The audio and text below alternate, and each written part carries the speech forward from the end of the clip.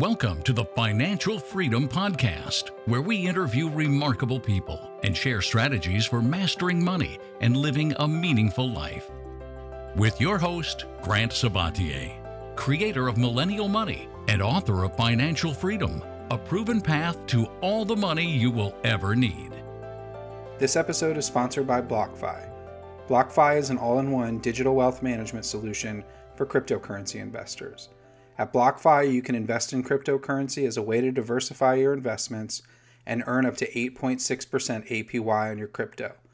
Learn more and get a $25 crypto bonus for signing up at blockfi.com/grant. Again, that's blockfi.com/grant to get a $25 crypto bonus. This episode is also sponsored by Our Crowd. Wish you were in early on some of the best performing IPOs of 2019 and 2020? With Our Crowd, accredited investors have access to invest directly, easily, and most importantly, early. Our Crowd investors have benefited from Our Crowd companies IPOing like Beyond Meat or being bought by companies like Intel, Nike, Microsoft, and Oracle. Today you can join Our Crowd's investment in Mimic. Mimic explains that their tiny robotics allow surgeons to be less invasive and safely perform gynecological surgeries so women heal faster and have less scarring. Mimic is a much-needed innovation in the rapidly growing multi-billion-dollar robotic surgery market.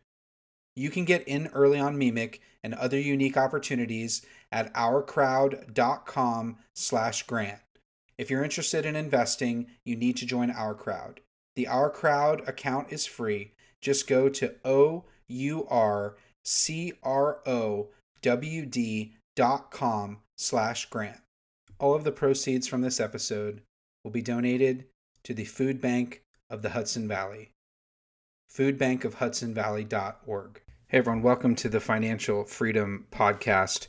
I have a very special announcement that I'm not going to get to quite yet, but it's coming up very shortly in the episode, and I'll spend the rest of the episode then talking about that announcement. But first, I wanted to reflect a little bit since Millennial Money is now a little over 5 years old, and I started the blog in 2015, and since starting the blog, I've been really in a reflective mode just the past week, thinking about all the many millions of visitors, and I've received over 32,000 reader emails from all over the world, and increasingly in Japanese and Turkish and Chinese. And while I haven't had the opportunity to read all of them in great detail, I appreciate everyone that gets sent, and I try to write back to as many as possible. So keep sending those emails. I love them, and I'm so appreciative. It's really been quite the journey. There's now over 2 million words on Millennial Money, and over 1 million of them I've written personally. And obviously we cover a wide variety of topics. But when I started back in the middle of 2015, it was one of the most exciting moments and fearful moments of my life. So I'd spent some time before with my own digital agency and working for a digital agency, building websites for brands and universities and doing SEO for brands and universities, and had all these different clients throughout the years, but I'd never built a website for myself. And Millennial Money is the first website that I built for myself. And really from the beginning, I was nervous about being so open with my story and sharing my journey to financial independence, and most importantly, all the mistakes that I had made, so that you podcast listeners and readers wouldn't make the same ones that I made. And some of the big ones I've talked about in the past couple of episodes, making so many sacrifices for money and getting addicted to making money and sacrificing my health and all those things I've touched on in the previous episodes. But being vulnerable and being open was something that was very difficult for me to do from the beginning, and it's certainly gotten easier over time. But I really started with a simple mission on the blog, and that was to share my own story and to take what really was a pretty hardcore strategy, my pursuit of financial independence, as I wrote about very thoroughly in my book, Financial Freedom. And if you haven't read that, pick it up and check it out. I assume most of you have, but if you haven't, check it out, and you can get that end-to-end strategy that I use to reach financial independence and all the ups and downs. But it's a pretty hardcore strategy if you follow every single step and make all of those choices. So one of my goals from the beginning with Millennial Money was really to make financial independence and all the individual steps as accessible as possible and meet readers where they are, whether they are deep in debt or were close to financial independence and everywhere in between. I wanted to take those bite-sized ideas and teach them, as well as show how I did them, and then also illustrate that the sum is so much greater than the parts. And so if you make a few good decisions with money, it has a compounding factor that helps accelerate your journey to financial independence. And so starting the blog right out the gate, I didn't know anything about blogging, but I did know about building websites. And so I built it very purposefully and very intentionally. And what I wanted to do was share my personal story in a very open and vulnerable way, but I wanted to have a brand that seemed a lot bigger than one person. And so the reason I chose Millennial Money, which was a domain that I had bought in a domain auction, and I like buying and selling and flipping domains, and it's just one that I had and thought would be a great brand. I wanted the media and I wanted visitors to think that Millennial Money was much larger than just me, than just one guy on his laptop writing posts while flying between client meetings and airports and in Marriott hotels and sitting in airport lounges. I wanted it to become a bigger brand and to have bigger resonance beyond just me and my personal story. But I knew that if I didn't bring my personal story openly and honestly, it would never catch on. And so that was my goal right out the gate. And it was simply to share what I knew and to build a reach and a platform and hopefully have the opportunity to write a book and to change as many lives as possible. Because while there were a few financial independence blogs at the time, Mad Fientist, Mr. Money Mustache, a couple of others that I found, in 2011, 2012, what wasn't around in 2015 was taking these ideas and making them accessible in bite-sized chunks for a broader audience. So that was my goal, and that's what I set out to do. I really had no intention of making money off the website at all. The goal was to share what I knew, to flex my writing chops, to become a better writer, to hopefully have the opportunity to build a platform and write a book. But I didn't have any intention of monetizing the blog. I had no idea how much blogs could make. I had no idea how much online platforms could make. I really knew nothing, ironically, about turning a blog, into money and building it into a business or becoming, say, a full-time blogger. So I was very naive at the beginning. And what I really did for the first year was just sit down and try to write as many posts as I could. I didn't keep a regular schedule. I just simply wrote what I was feeling and what I'd learned and what I was seeing in the world. And I did that very consistently. And it took a little over a year to start getting consistent readers. And after a year or so, a little over a year or so, in October, November 2016, it was when I first started getting those reader emails that highlighted that I was having an impact in readers' lives. So things like, you helped me save $13,000, you helped me get out of student loan debt, you helped me, you saved my marriage, was an email that I got in early 2017. But I started hearing from readers that what I was doing and creating and what I'd been working on very hard for a little over a year was starting to resonate. And so that just gave me further motivation. And then there's another thing that happened in October, November 2016. It was the first time that someone reached out and offered to buy my blog. And so they offered me a little over $100,000 at that time to buy the blog, which was, of course, an insane amount of money, something that I had no idea that blogs were bought and sold like that. And I was having so much fun and enjoying it, and I was already financially independent, that I didn't take the offer, obviously, but it intrigued me that blogs could be valuable and perhaps could be sold one day for at least $100,000 and maybe even more. And so that gave me further motivation to double down and to also at this time start researching how to make money blogging, which is something that I was picking up here and there over time. I went to FinCon in 2015 and then again in 2016. And so I was seeing that people were making money blogging, but I was still making very little just on Google AdSense ads from display ads on my website. So fast forward to the spring of 2017. In February, I got my first email from CNBC asking to interview me and share my story about how I'd reach financial independence and become the millennial millionaire. And that article was written by Kathleen Elkins, and the article completely blew up. It was one of the top articles on CNBC that month. I remember seeing my face right under an article about Mark Cuban and above an article about Warren Buffett. And between those two, and then there was an article later on, I was right next to Bill Gates. And that was one of those ridiculous moments that I'll always remember. And my friends started sharing the article. And one of the interesting things is that now CNBC writes a lot about millennials making money, but I was really one of the first that they'd written about, and I believe that's one of the reasons why the article took off in addition to my story. But that then led to other media interviews from the Washington Post and NPR, and it really created a blitzstorm in terms of all the media that I did.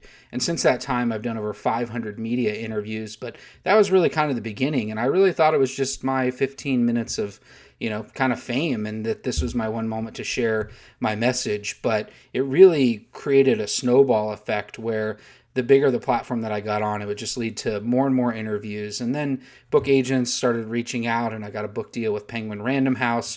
And so I had used the blog and sharing my story to accomplish one of my dreams, which was getting a book deal and being, able to have the opportunity to write Financial Freedom and share my story in great detail. And then, the blog from that started getting bigger and bigger, and I started writing. And one of the things, starting a blog, starting an online platform, that first year, those first couple of years are just a real slog. And so, as I've always talked about, it's so much easier to create something, or whether it's a side hustle or just a passion project, to do something that you actually enjoy and you actually are passionate about. And, I'm such a money nerd, and I have no idea, honestly, why I like personal finance so much. It's just something that really I fell in love with, and it stuck with me. And of course, I obviously care a lot and think a lot about money, or I wouldn't have written so much about it. And ironically, the topic that I happen to be interested in,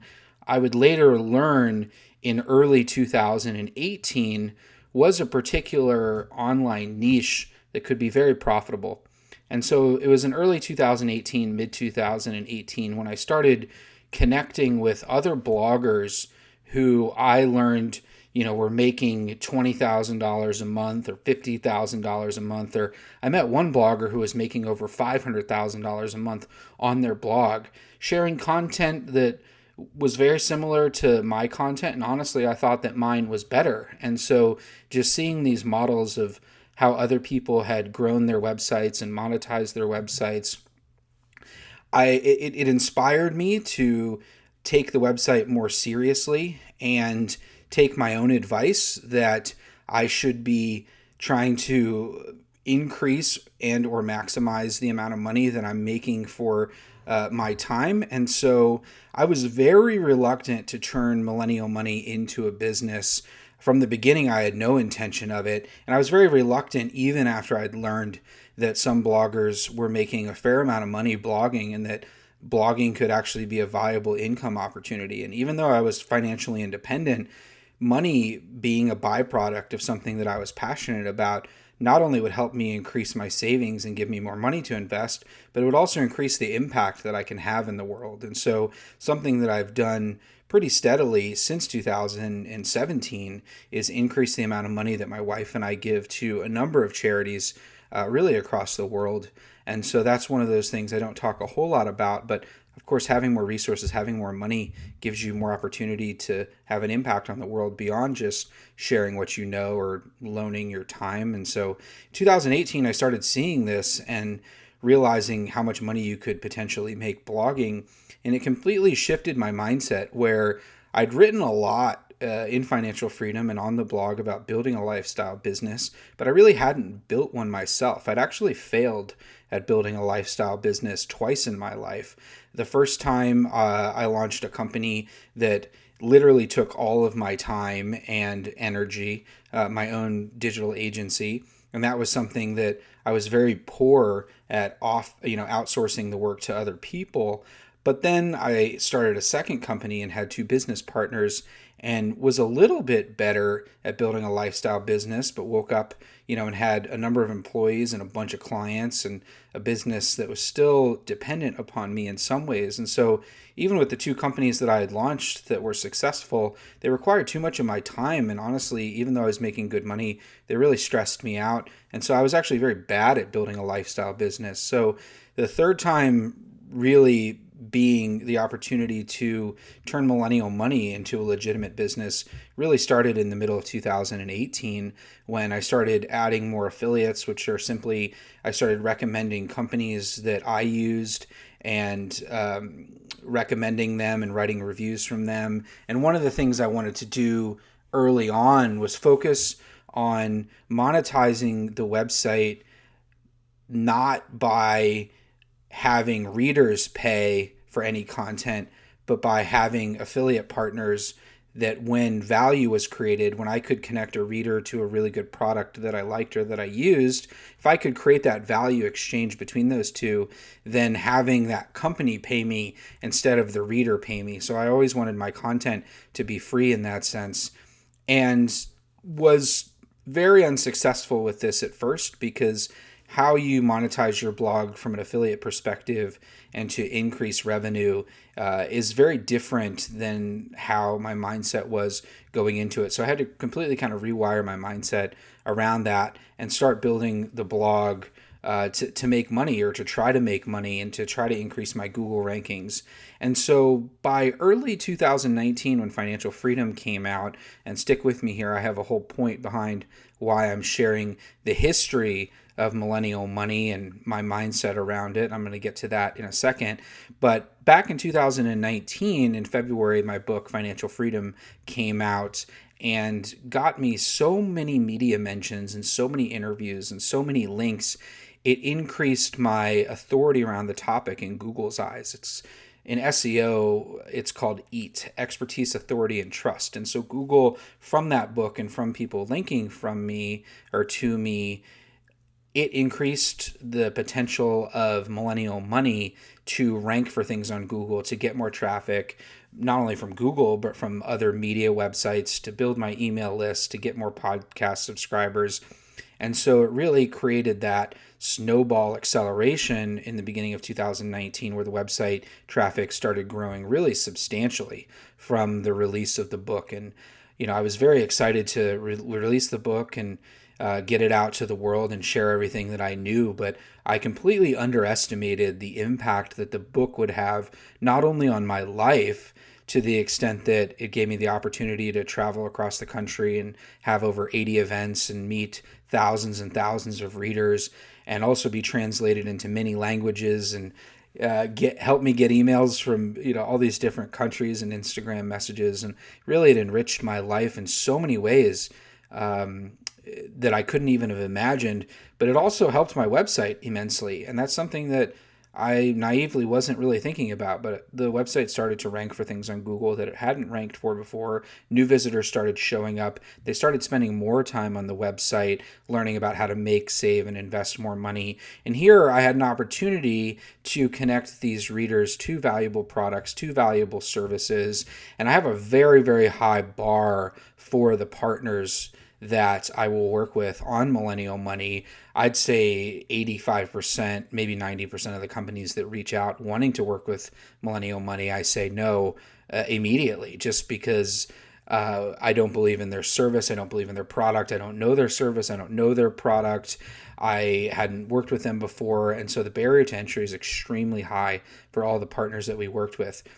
Well, I started adding more partners, and then I realized in May of 2019 that this website was requiring a lot more work than I had anticipated. And so Millennial Money was always something, it's my mission, it's my passion, was my lifestyle business, meaning I could spend, 5 hours working on it one week and the next week working on it 60 hours. And as I felt inspired to go deep into the code or building a calculator or a tool or nerding out on my Google rankings, I could do that when I wanted to. I could dive into the business, I could dive out of the business, and I could also use the platform to do a ton of different cool stuff and meet cool people. But what started happening is I added more partners and the traffic started growing.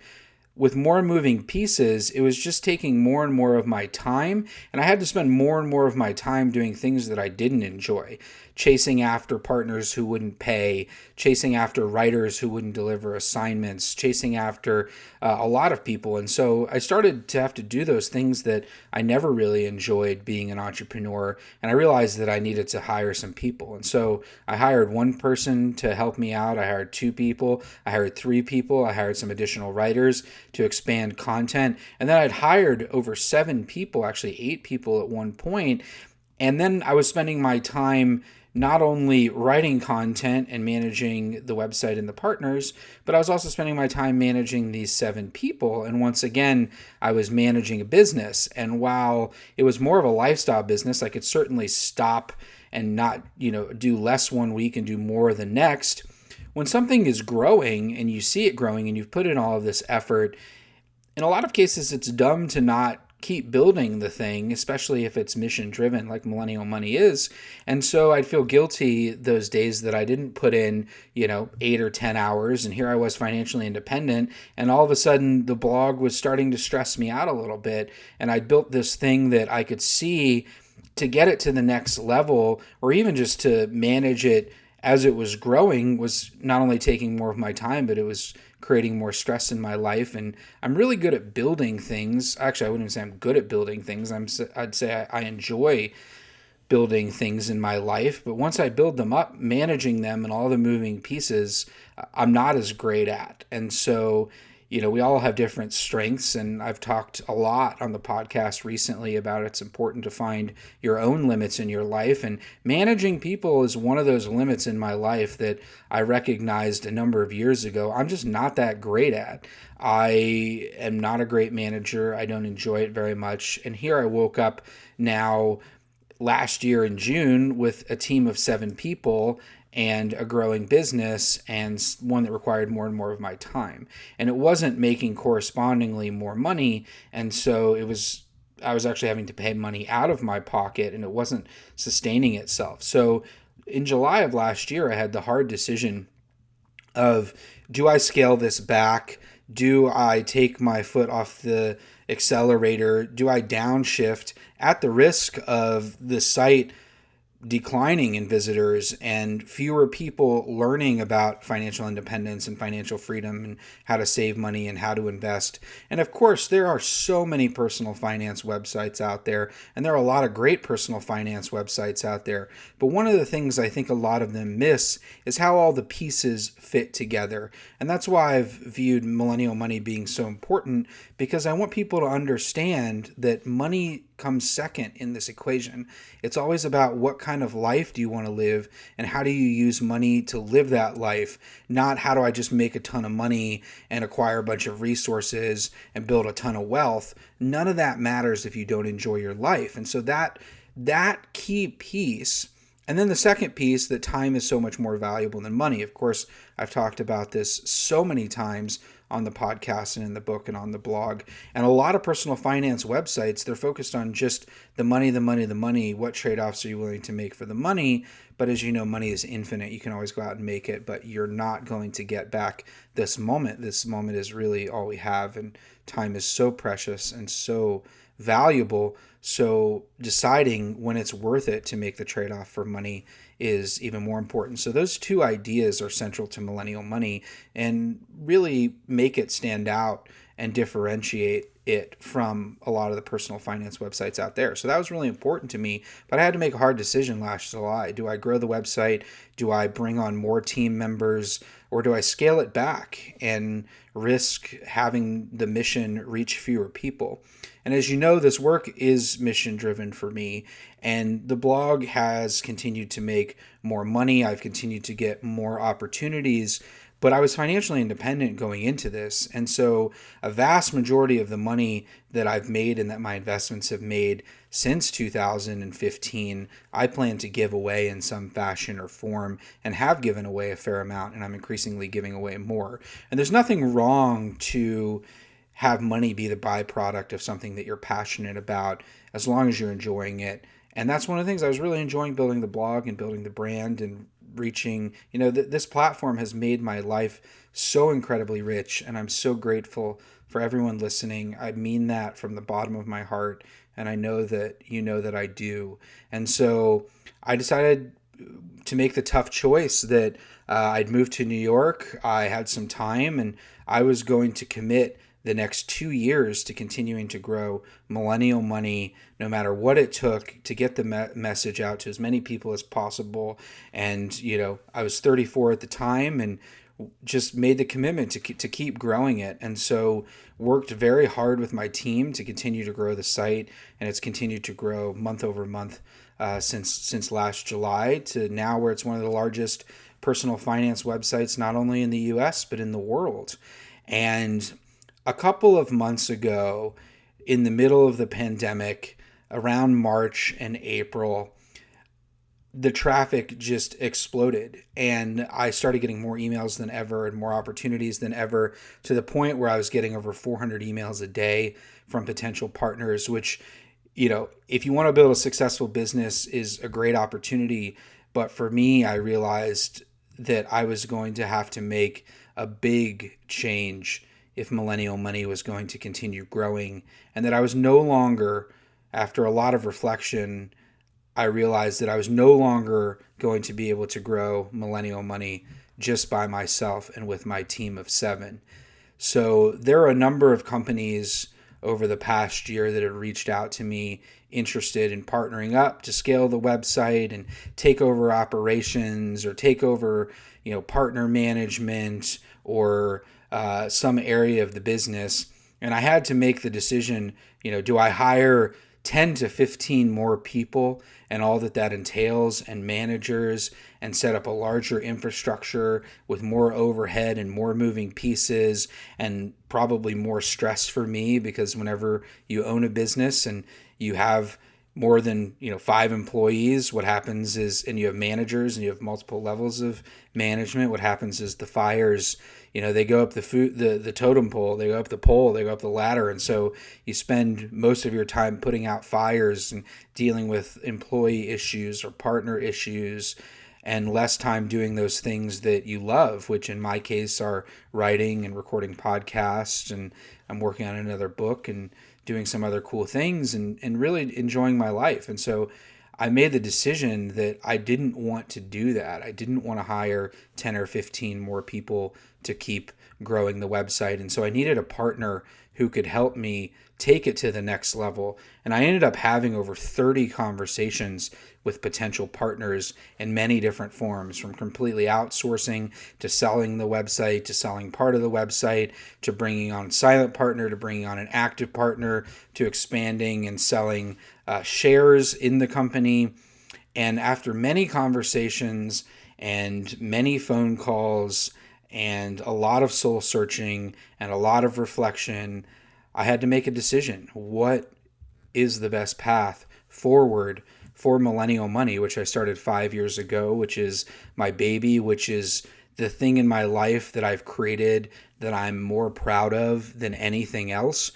The website that I've put in over 7,000 hours working on, I estimate, over the past 5 years, from writing posts to optimizing the design. There's been 4 different versions. There's been so many pieces to this website. I've written over 1 million words on the platform.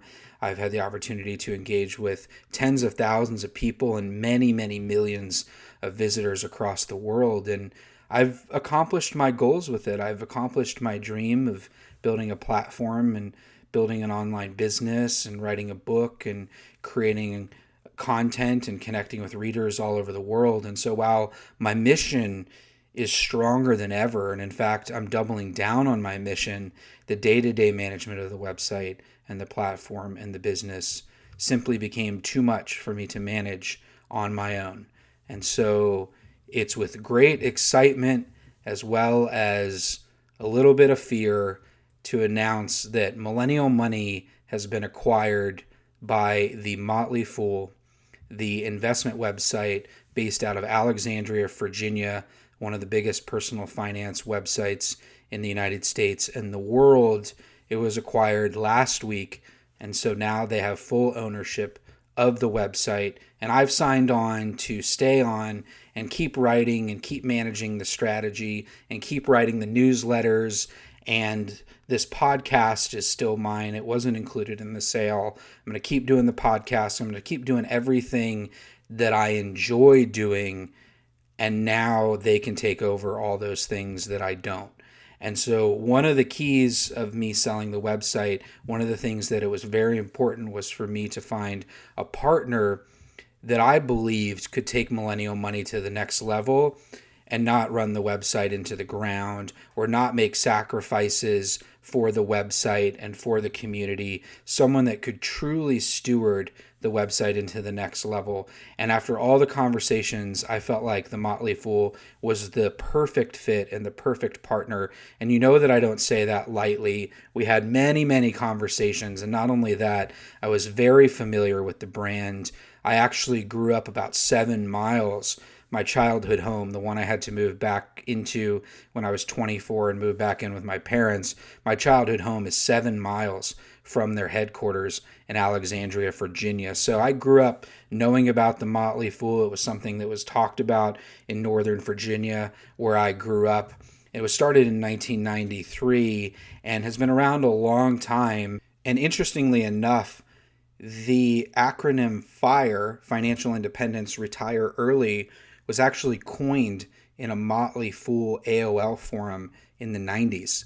And so that idea that FIRE, Financial Independence, Retire Early, actually came out of a Motley Fool forum, which I think is super cool and super fun. And as I evaluated these partners, I wanted to find someone who shared a similar mission to mine with Millennial Money, which on Millennial Money, it's to make financial freedom accessible and available to all, no matter how much money you have or what you look like or where you came from or how you grew up. I wanted to make that information and the opportunities accessible to everyone. And Motley Fool shares this mission in that they want to help everyone live happier and richer lives. And the way that they've done that through their content very successfully is through investing. And so most of their content focuses on how to grow your money through investing and buying stocks, buying index funds, buying individual stocks, but with a long-term strategy. So holding those investments for a long period of time. They've been very successful in teaching this, as well as their recommendations have been very successful over time.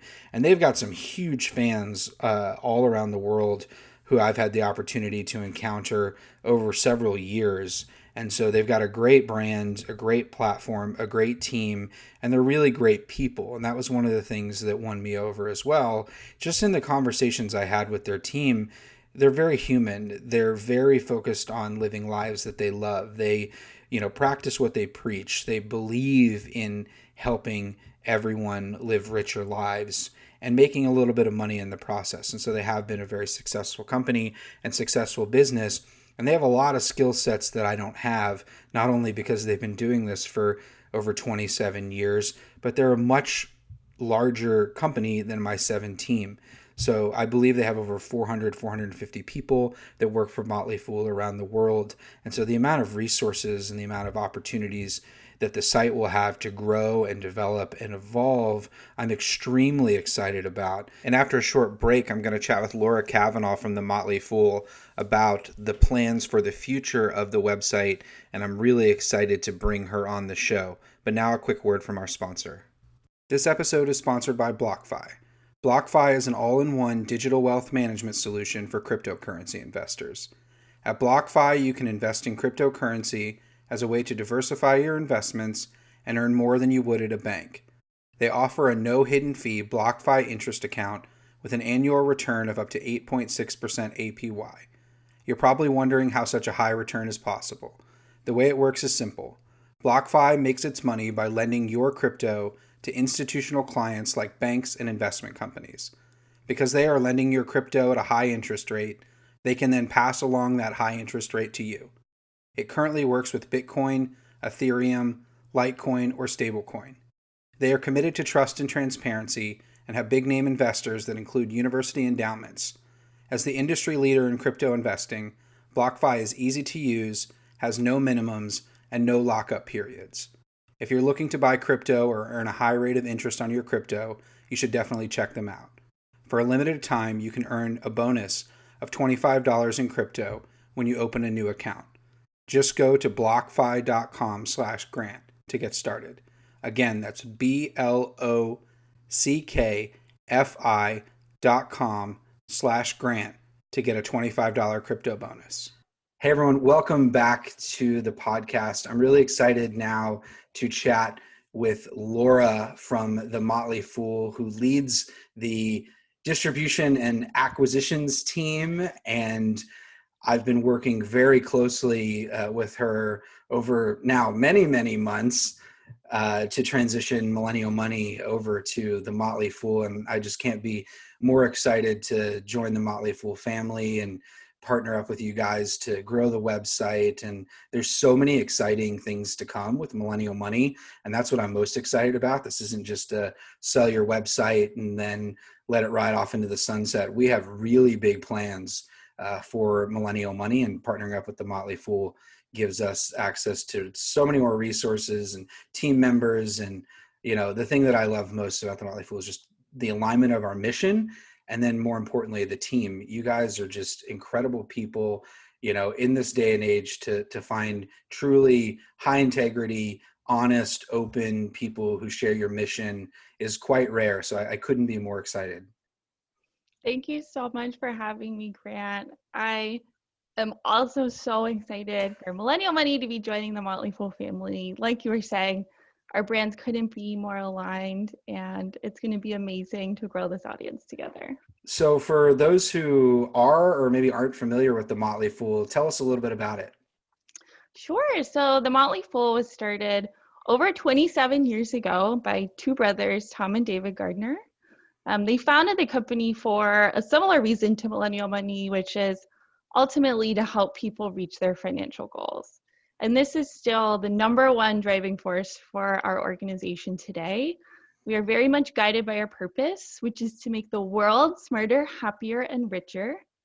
We've been most successful in doing this so far by helping people to implement a smart, long-term investing strategy through our stock advice services and through tons of free content on Fool.com. But we recognize that we have a lot of work to do to truly live our purpose. So Millennial Money joining the Motley Fool family is a great step in the right direction of living our dream to help a broad audience reach a diverse set of financial goals, whether you're just getting started, maybe setting up a budget for the first time, or trying to get out of debt, or you're well on your way to financial independence. We want to help you get there with advice that you can truly trust. Over time, whenever I feel like I've talked about stocks or investing in stocks, the Motley Fool has always come up. And I have to say, it's always in a positive light. And you have some extremely passionate fans out there. I mean, we're talking like, I talk to some people and they're like, yeah, you know, I've been, you know, a subscriber to the Motley Fool for like 15 years and, you know, it's grown my net worth considerably. And I mean, you got some really big believers out there, which was really cool to see, not only the legitimacy, but, you know, how much wealth that you've helped to create, you know, through your products and through your advice. And, you know, that's one of those things, my audience looking at the Motley Fool, I remember the first time that I saw it was like about picking stocks and buying stocks. And, you know, I write a lot about index fund investing, even though I do have individual stock holdings, but the Motley Fool philosophy is based around holding investments for a long period of time, 3 to 5, even more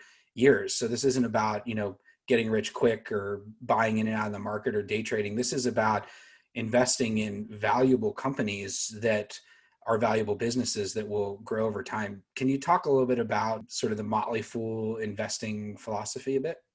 Sure, that's exactly right. I mean, the long-term thinking is really a foundational principle of our investing philosophy. And just when you think long-term, you're able to react kind of with indifference when market volatility hits. And some of the most successful investors have the ability to remain calm and level-headed when everyone else around them is freaking out and there's all sorts of messages in the media. But if we're able to tune out that noise, this mindset really makes the difference between investors who, consistently outperform the market and grow their net worth versus those who maybe just get lucky for a short period of time. Yeah, I think that's important because, there's certainly listeners and financial freedom readers who, if they're reading Financial Freedom, they're probably likely very interested in investing, but everyone has a different interest. Some people want to dig into every individual stock. Some people just want to put it in an index fund and forget it. But I think it's really important, even if you just want to invest in index funds, for you to understand the companies that are within them and how value gets created within a business and how that value transfers over to its share price. I know we've entered into kind of a wild era where, PE ratios have gotten completely nuts and the idea of value creation is kind of wonky and wacky. So one of the things I'm most excited about is our plans for 2021. I have a team of about 7 people on Millennial Money, and now joining the Motley Fool family, you have way more resources and much bigger team and a global presence. And that's one of the things that excited me most, just about all the cool stuff that we can. And now we're starting to plan together. So I know we're planning out some products and a number of things that, Millennial Money and Financial Freedom fans will be super excited about. Are you excited about that too? I'm so excited. I mean, like I said before, Millennial Money's mission to make financial freedom accessible to all could not be more aligned with the Motley Fool and our goals. I mean, throughout this process, our team has been blown away by everything that you, Grant, and your team have built at Millennial Money. I mean, we're so impressed by just the immense reach and audience growth since it started, but how you've maintained a laser focus on the mission to this day. So we're just really excited to build on top of the amazing foundation that is Millennial Money, bring more resources to amplify what you're already doing and find some amazing solutions that we can offer the audience that helps them to reach their financial goals. Can't wait to get started. This is truly the opportunity that I was seeking to take the website to the next level and start competing with the biggest personal finance websites in the world and share this mission of financial freedom for everyone, truly to everyone, and make it as accessible as possible. So Laura, I'm so excited to work with you. I know we're just getting started, and I'm sure the audience will hear more from you and the Motley Fool team in the future, and can't wait till we can hang out together in person. But until then, we've got a lot of work to do, and thanks for coming on the show. Full on.